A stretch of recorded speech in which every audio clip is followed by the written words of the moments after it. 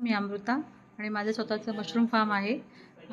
माझ्या मशरूम फार्मचे जे fresh mushroom आहेत त्याच्यापासून वेगवेगळे पदार्थ बनतात. पण आज आपण बनवणार आहोत मशरूम क्रिस्पी. हे मशरूम घेतलेले आहेत, साधारण 350-300 ग्राम घेतलेले आहेत. 300-350 ग्राम घेतलेले आहेत. हे धुवून वगैरे स्वच्छ करून घेतलेले आहेत. ठीक आहे. हे पूर्ण फुल असतं, त्याचे असे तुकडे करायचे, श्रेडिंग करायचे याला. ओके. त्याच्यानंतर आपण घेतले अर्धी वाटी बेसन, त्याच्या निम्म हे तांदळाचं पीठ आणि त्याच्या निम्म कॉर्नफ्लोअर. ठीक आहे.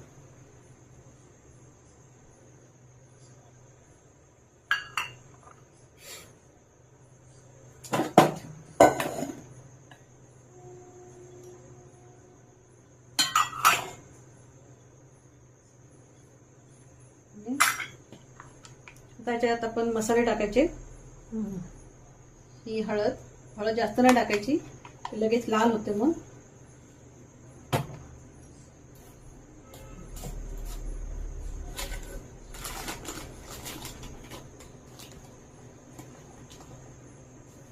तिखट मसाला, हा मिरची पावडर आणि गरम मसाला मिक्स आहे. तुम्हाला तसं तिखट हवंय त्याच्याप्रमाणे तुम्ही तिखट घालू शकता. हे थोडीशी मिरची पावडर, फक्त मिरची पावडर. हे चवीनुसार मीठ, थोडासा गरम मसाला. ओके. आणि तुम्हाला हवी असल्यास कोथिंबीर टाकू शकता, हे ऑप्शनल आहे. हे व्यवस्थित मला पीठ लावून घ्यायचं आहे.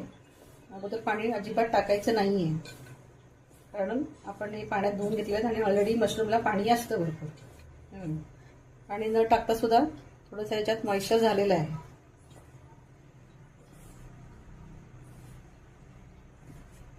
अगदी थोडंसं पाणी घ्यायचंय.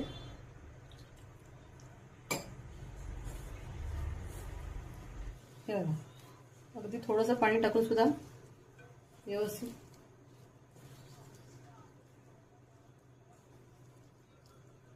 सगळा मसाला लागलेला आहे.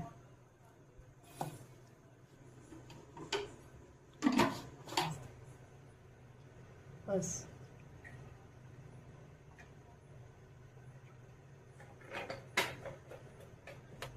आपण याच्यात तेल टाकलेलं आहे. तेल थोडंसं व्यवस्थित गरम होऊ द्या. आणि एकदा गरम झाले की ते बारीक करायचं, म्हणजे गॅस स्लो करायचा आणि मग तुम्ही ते मशरूमचे आपण बॅटर जे बनवलं ते टाकायचं. ठीक आहे. तेल किती गरम झालंय? तेल अजून गरम झालेलं नाहीये बऱ्यापैकी. झालंय. हे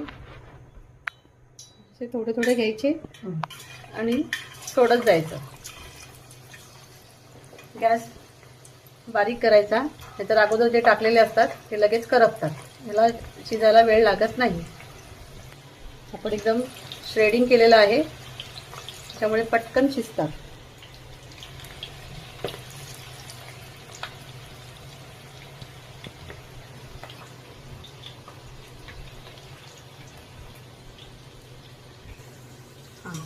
हे आपण श्रेडिंग केलेलं आहे, त्याच्यामुळे वर खाली वगैरे असं काही करायची गरज लागत नाही. ते चारी साईडनी त्यांना तेल लागतं.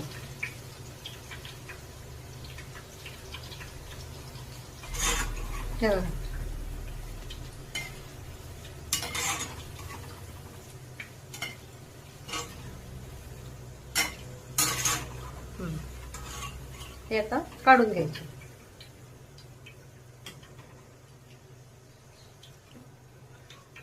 झालं.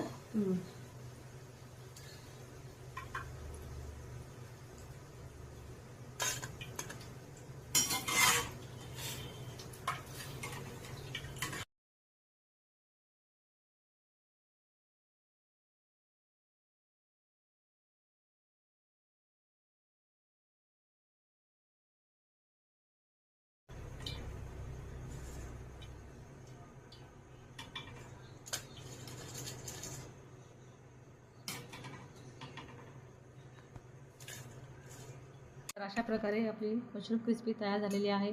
खाण्यास एकदम चवदार आणि पौष्टिक. तर तुम्हाला तुम्ही पण एकदा मशरूम म्हणजे रेसिपी नक्की करून पहा आणि आमच्या चॅनलला लाईक आणि सबस्क्राईब करायला विसरू नका. थँक्यू. तर मित्रांनो, कशी वाटली तुम्हाला मशरूम क्रिस्पी?